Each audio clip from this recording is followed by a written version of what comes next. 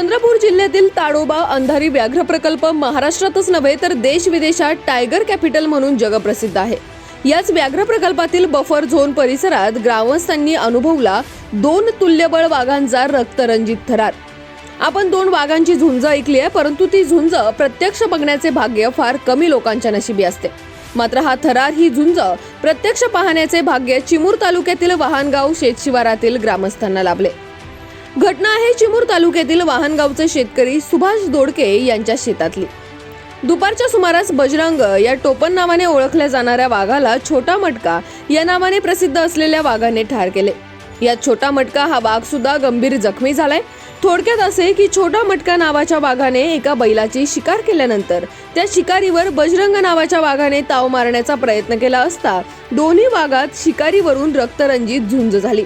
ही झुंज इतकी तुल्यबळ होती की दोन्ही वाघ रक्तबंबाळ होईपर्यंत एकमेकांवर तुटून पडले। यात दोन्ही वाघ गंभीर जखमी झाले। मात्र यात बजरंग नावाच्या वाघाला आपला प्राण गमवावा लागला असून छोटा मटका नावाचा वाघ गंभीररित्या जखमी झालाय। सदर घटनेचे वृत्त वनाधिकाऱ्यांना कळताच त्यांनी घटनास्थळी दाखल होत परिस्थितीवर नियंत्रण मिळवले। यावेळी परिसरातील शेकडो ग्रामस्थांनी एकच गर्दी केली होती।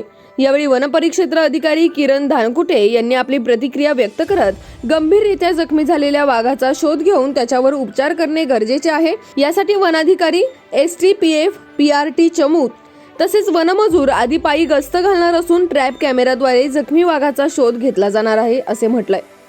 राष्ट्र सह्याद्री न्यूज साठी प्रतिनिधी हितेश राजन हिरे।